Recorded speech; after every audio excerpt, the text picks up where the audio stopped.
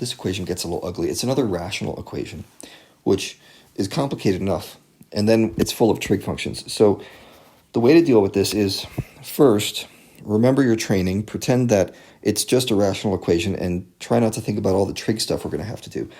I'm going to cross multiply to get rid of the fractions. Okay, in other words, I'm going to multiply both sides of this thing by both denominators. I'm going to multiply both sides of the equation by cosine, or by negative cosine actually, and that's going to cancel out this denominator.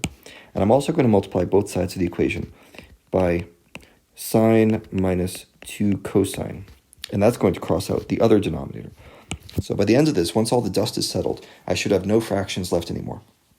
So let's go through this, and we'll work on one side at a time. I'm going to start with the left side first, okay, this side right here. So that's going to be negative 3 sine omega times negative cosine omega, and the denominators cancel out. Great. So now we're moving on to the right side. The right side is going to be equal to, let me get my denominators back here. It's going to be equal to 2 sine omega minus cosine omega. The negative cosines cancel out from the denominators. So it's going to be times sine omega minus 2 cosine omega. Okay, so that doesn't look so bad.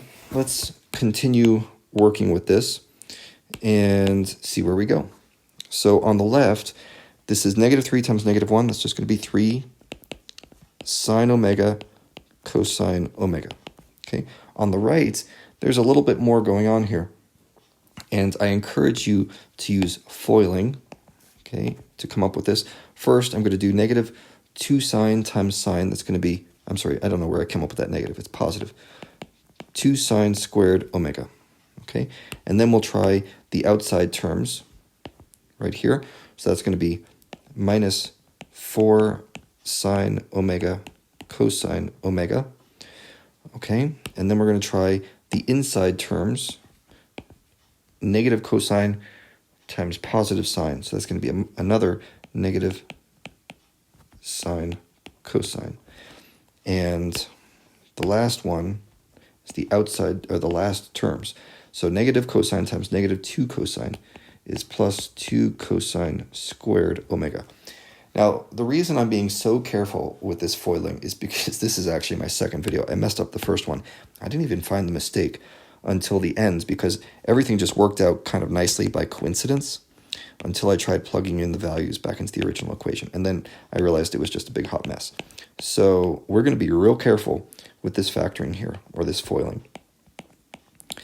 I have 2 sine squared minus 5 sine cosine, and let's just be official about this and use angles. 5 sine omega cosine omega plus 2 cosine squared omega. Okay, so I've got some work to do, and obviously combining like terms is where I want to start. So I've got a 5 sine cosine over here, a negative 5, and a positive 3 of the same thing over there. I can combine those together by adding 5 sine omega cosine omega to each side. Okay, just like we would add any other variable to each side. It's just that this variable tends to be disgusting. So what do we get? We get 8 sine omega cosine omega. Okay, great. And on the left, on the right, sorry, we have 2 sine squared omega plus 2 cosine squared omega. Well, something about this should be jumping out to you. One thing maybe is that we could divide all sides of this whole equation by 2. Okay, sort of simplify things a little bit. Always be on the lookout for GCFs like that. And when you divide each side of the equation by 2, you get this. Sine squared cosine squared on the right, or rather the sum of those things. And on the left, we have 4 sine omega cosine omega. Okay, pause the video. Go look for an identity, because we're not factoring this thing very easily. You're not going to be able to find a GCF here. You're not going to be able to find a trinomial factoring that'll work out nicely for you. So we need to use identities of some kind. You have a bunch of choices. We're actually going to use several. So Pause the video, see if you can figure this out on your own. But I'm going to point out to the Pythagorean identity as the first one that jumps out at me. And we've got a Santa Claus right here. Sine squared plus cosine squared, that's just equal to 1. So I can rewrite this whole thing as 4 sine omega cosine omega equals 1. Well, that's great progress. And now what? Well, 4 sine omega cosine omega. You can't use a quotient identity because that involves fractions like sine divided by cosine, and that's not what we have here. We have sine times cosine. We don't have any squareds, right? No exponents, I mean. So I don't think the Pythagorean identity is going to work again. Now what we're looking for is a double angle identity, which may seem weird because there's no double angles, right? Those are single angles, and yet a double angle identity is our way out of this mess. If you look over here, we've got sine of 2x equals 2 sine cosine. And what do we have here? We have 4 sine cosine. So that is really just 2 times 2 sine cosine, which means 2 times the sine of 2 omega, which means the sine of 2 omega equals 1/2. And now we go to our unit circle and say, where is the sine value equal to 1/2? Remember, that's positive 1/2 as a y-coordinate. Those are these two angles right here. So that means 2 omega equals, what do we have? That looks like shallow angles, pi over 6 and 5 pi over 6. And don't stop there because we've got a double angle.